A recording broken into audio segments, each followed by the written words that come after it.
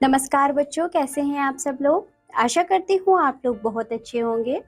बच्चों, आज हम पढ़ेंगे पाठ नंबर 20, जिसमें हम पढ़ेंगे संवाद लेखन यानी कि डायलॉग राइटिंग। आइए पढ़ते हैं ये क्या है। देखो सभी बच्चे इधर देखें। संवाद का अर्थ है किसी से किया जाने वाला वार्तालाप। इसमें दो अथवा दो से अधिक व्यक्ति भाग लेते हैं। संवादों का प्रयोग हम अनेक माध्यमों में देख सकते हैं, जैसे नाटक के पात्र संवादों के माध्यम से ही अपनी अभिव्यक्ति करते हैं। टेलीविजन के धारावाहिकों में संवादों का प्रयोग किया जाता है। पात्रों द्वारा बोले जाने वाले संवाद ही कथा कहानी को आगे बढ़ाते हैं।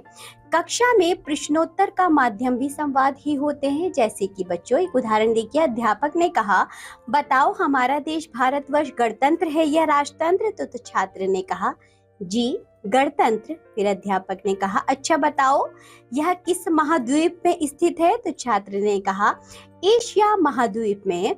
अध्यापक ने कहा, भारत के पश्चिम में कौन सा देश है। तो छात्र ने कहा, बच्चों पाकिस्तान।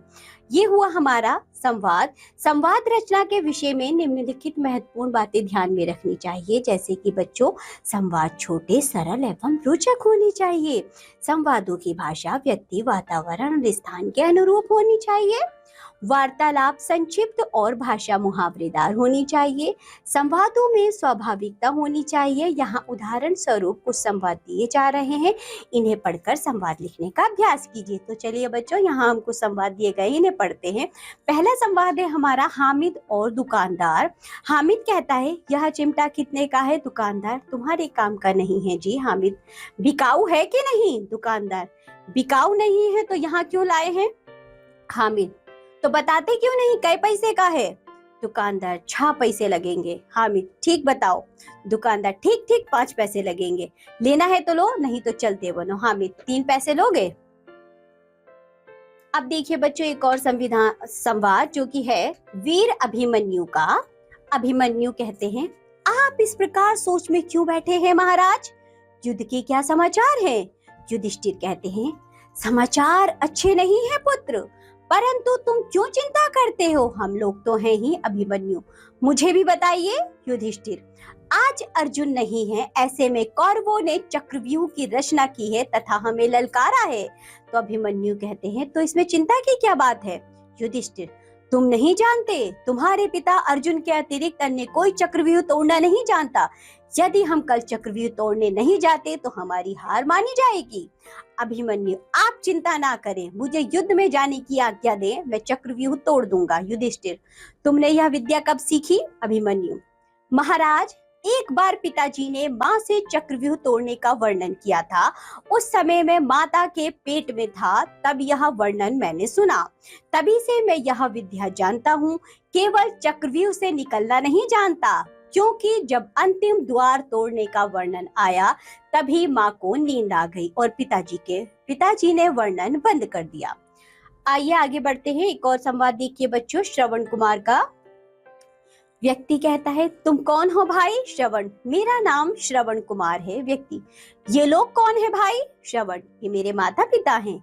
व्यक्ति, तुम इन्हें कहाँ लिए जा रहे हो। श्रवण, मैं इन्हें तीर्थ यात्रा पर ले जा रहा हूँ। व्यक्ति, क्या ये चल नहीं सकते। श्रवण, नहीं भाई, इन्हें अब आंखों से दिखाई नहीं देता।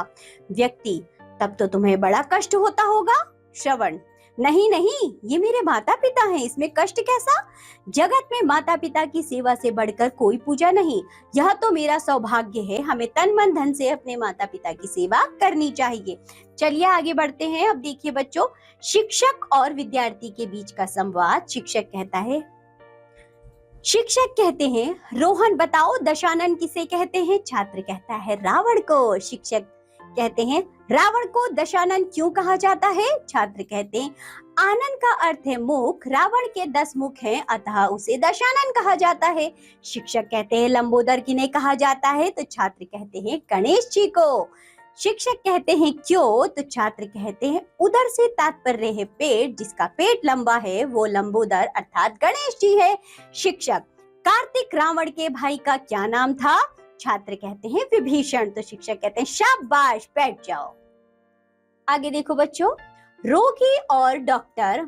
रोगी कहते हैं, नमस्ते डॉक्टर साहब। तो डॉक्टर कहते हैं, नमस्ते नमस्ते, कहिए क्या हाल है। रोगी, बैठते हुए, पहले से अच्छा है मगर कमजोरी बहुत है। डॉक्टर, घबराइए नहीं, धीरे धीरे कमजोरी भी दूर हो जाएगी, आज दवाई बदल देते हैं। रोगी कहता है, डॉक्टर साहब थोड़ा चलने पर ही थक जाता हूँ। डॉक्टर कहते हैं, अच्छा बताइए भूख का क्या हाल है। रोगी कहते हैं, डॉक्टर साहब अब थोड़ी थोड़ी भूख लगने लगी है, बताइए क्या खा सकता हूँ। डॉक्टर, आप हल्का भोजन तथा फल ले सकते हैं। आगे देखिए बच्चों, बाबा भारती और खड़क सिंह का संवाद। बाबा भारती कहते, खड़क सिंह क्या हाल है। खड़क सिंह सिर झुकाकर, आपकी दया है बाबा भारती, कहो इधर कैसे आए। खड़क सिंह, सुल्तान की चाह खींच लाई। बाबा भारती, विचित्र जानवर है, देखोगे तो प्रसन्न हो जाओगे। खड़क सिंह, मैंने भी प्रशंसा सुनी है। बाबा भारती, उसकी चाल तुम्हारा मन मोह लेगी। खड़क सिंह, कहते हैं देखने में बड़ा सुंदर है। बाबा भारती, क्या कहना, जो उसे एक बार देख लेता है उसके हृदय पर उसकी छवि अंकित हो जाती है। खड़क सिंह, बहुत दिनों से अभिलाषा थी, आज उपस्थित हो गया हूँ। तो बच्चों, ये थे संवाद जिसे हमने पढ़ा। हमने जाना कि संवाद किस तरह लिखे जाते हैं, संवाद को लिखते समय हमें किन बातों का ध्यान रखना चाहिए, और बच्चों को संवादों के उदाहरण भी पढ़े। अब आप अपने और दोस्तों के बीच के संवाद लिखेंगे, अपने और शिक्षक के या माता पिता के बीच के संवाद भी लिख सकते हैं। ये कार्य आप खुद से करेंगे। तो इसी के साथ ये पाठ होता है यहाँ समाप्त। अब हम मिलेंगे आपसे अगली कक्षा में, तब तक के लिए बाय बच्चों।